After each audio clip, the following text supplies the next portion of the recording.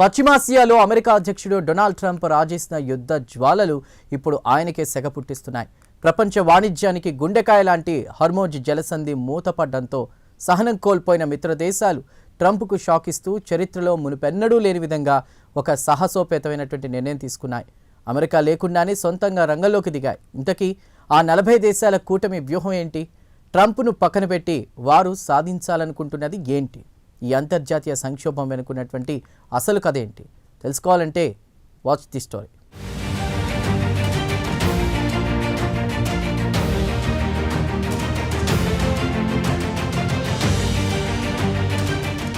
తెర వెనుక ఒక నిశ్శబ్ద విప్లవం జరుగుతోంది. బ్రిటన్ చొరవతో యూరప్, ఆసియా, మధ్యప్రాచ్యానికి చెందిన 40కి పైగా దేశాలు ఒక అత్యవసర సమావేశాన్ని నిర్వహించాయి. ఎజెండా ఒకటే, ట్రంప్ రాజేసిన మంటల్ని ఆర్పడం, హోర్మోజ్ జలసంధికి వేసిన ముడిని విప్పడం. ఇది కేవలం ఒక మీటింగ్ కాదు, ట్రంప్ విధానాలపై ప్రపంచ దేశాలకున్న తీవ్ర వ్యతిరేకతకు, అవిశ్వాసానికి ఇది ఒక ప్రత్యక్ష నిదర్శనం. ట్రంప్ యుద్ధం మొదలుపెట్టాడు, కాని దాన్ని ముగించే బాధ్యత మాది అన్నట్టుగా ఈ దేశాలన్నీ ఏకతాటిపైకొచ్చాయి. ట్రంప్ రేపు చేతులెత్తేసి ఈ సంక్షోభాన్ని తమనెత్తిన రుద్ది వెళ్ళిపోతారన్న భయమే వారిని ఈ సాహసానికి పురిగొల్పింది.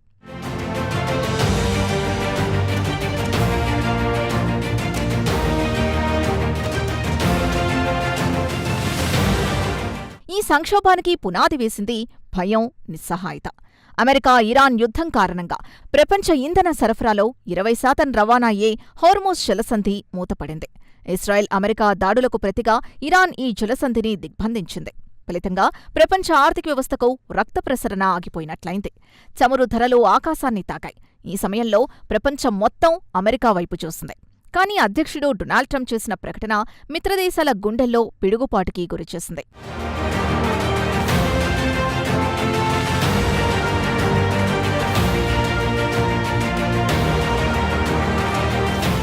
ట్రంప్ తన సొంత social media platform truth social వేదికగా చేతులెత్తేశారు.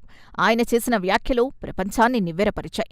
ఇరాన్తో యుద్ధంలో తమకు సాయం చేయడానికి నిరాకరించిన బ్రిటన్ లాంటి దేశాలు ఇప్పుడు జెట్ ఇంధనం దొరక్క ఇబ్బంది పడుతున్నాయని ఆయన ఎద్దేవా చేశారు. మీకు 2 సలహాలిస్తున్నానని, 1 చమురును అమెరికా దగ్గర కొనాలని, తమ వద్ద చాలా ఉందని, 2 కాస్త ధైర్యం తెచ్చుకొని వెళ్లి ఆ జలసంధిని మీరే ఆక్రమించుకోవాలని ఆయన సలహా ఇచ్చారు. ఇకపై అమెరికా మీకు సాయం చేయడానికి రాదని, మీకోసం మీరు పోరాడటం నేర్చుకోవాలని ఆయన తేల్చి చెప్పారు. ఇరాన్ని తాము ఇప్పటికే నాశనం చేశామని, కష్టమైన పనంతా తామే చేశామని, వెళ్లి మీ చమురు మీరే తెచ్చుకోండని ట్రంప్ చేసిన పోస్ట్ మిత్రదేశాల మధ్య తీవ్ర ఆగ్రహాన్ని, ఆందోళనను రేకెత్తించింది. పెద్దన్న పాత్ర పోషించాల్సిన అమెరికానే ఇలా బాధ్యత నుండి తప్పుకుంటే తమ పరిస్థితేంటన్న భయం వారిని వెంటాడింది.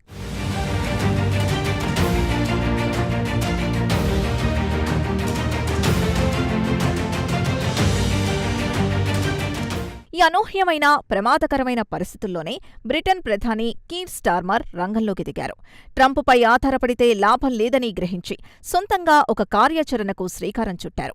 సముద్ర భద్రతను పునరుద్ధరించేందుకు France, Germany, Italy, Japan, Canada, UAE సహా 40 దేశాలు ఏకమయ్యాయని ఆయన ప్రకటించారు. అలాగే భారత్ని కూడా ఈ కూటమిలో భాగస్వామ్యం చేశారు. విదేశాంగ కార్యదర్శి మిస్త్రీ ఈ సమావేశంలో పాల్గొంటారని భారత్ ప్రకటించింది. ఇదిలా ఉంటే బ్రిటన్ విదేశాంగ మంత్రి వైవెట్ కూపర్ అధ్యక్షతన గురువారం సాయంత్రం ఒక అత్యవసర వర్చువల్ సమావేశం జరిగింది. ఈ సమావేశం ముఖ్య ఉద్దేశం నౌకల స్వేచ్ఛా ప్రయాణాన్ని పునరుద్ధరించడం, చిక్కుకుపోయిన నౌకలు, నావికులకు రక్షణ కల్పించడం, సరుకుల రవాణాను తిరిగి ప్రారంభించడానికి అవసరమైన అన్ని దౌత్య, రాజకీయ చర్యలపై చర్చించారు.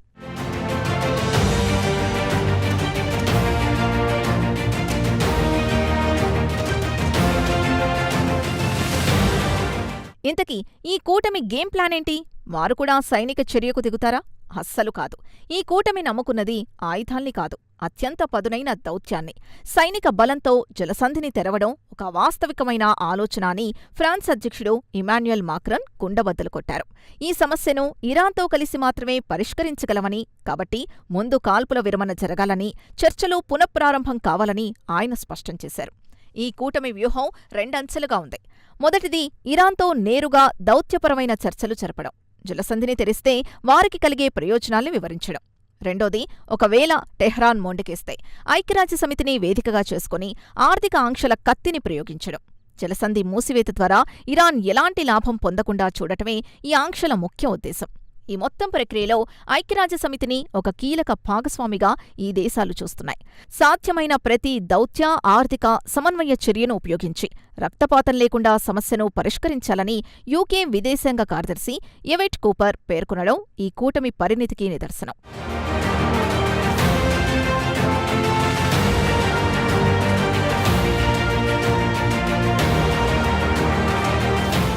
ఈ సంక్షోభం నాటో కూటమిలోని విభేదాల్ని కూడా బయటపెట్టింది.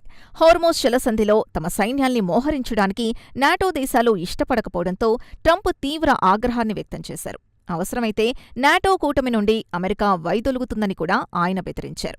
ఒకప్పుడు ప్రపంచ భద్రతకు చిరునామాగా ఉన్న నాటో ఇప్పుడు ట్రంప్ ఏకపక్ష నిర్ణయాల వల్ల ఒకరిపై ఒకరికి నమ్మకం లేని దేశాల సమూహంగా మారిపోయింది. ఈ నేపథ్యంలో బ్రిటన్, ఫ్రాన్స్, జర్మనీ వంటి దేశాలు నిర్వహించిన ఈ 40 దేశాల సమావేశం ద్వారా తాము కూడా బాధ్యత తీసుకోవడానికి సిద్ధంగా ఉన్నామని ట్రంప్కు పరోక్షంగా ఒక సందేశం పంపినట్టుగా విశ్లేషకులు భావిస్తున్నారు.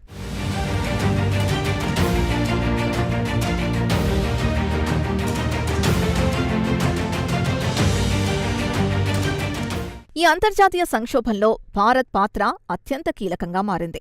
ఈ 40 దేశాల కీలక సమావేశంలో భారత విదేశాంగ కార్యదర్శి విక్రమ్ మిశ్రీ పాల్గొనటం ఈ సమస్య పట్ల భారత్ ఆందోళనను, బాధ్యతను తెలియజేస్తోంది. పశ్చిమాసియాతో భారత్కున్న చారిత్రక, ఆర్థిక సంబంధాలు, అక్కడ నివసిస్తున్న లక్షలాది మంది ప్రవాస భారతీయుల భద్రత, దేశ ఇంధన అవసరాలు ఇవన్నీ ఈ సంక్షోభంతో ముడిపడి ఉన్నాయి. అందుకే భారత్ చాలా ఆచితూచి అడుగులు వేస్తోంది. ఒకవైపు అమెరికాతో వ్యూహాత్మక భాగస్వామ్యాన్ని కొనసాగిస్తూనే మరోవైపు ఇరాన్తో చారిత్రక మైత్రిని కాపాడుకుంటూ శాంతియుత పరిష్కారం కోసం తన వంతు ప్రయత్నాలు చేస్తోంది. స్థిరమైన ఇంధన సరఫరాని నిర్ధారించడానికి ప్రతి దేశం తన వంతు కృషి చేయాలని జపాన్ చేసిన ప్రకటన ఆసియా దేశాల ఉమ్మడి ఆందోళనకు అద్దం పడుతోంది.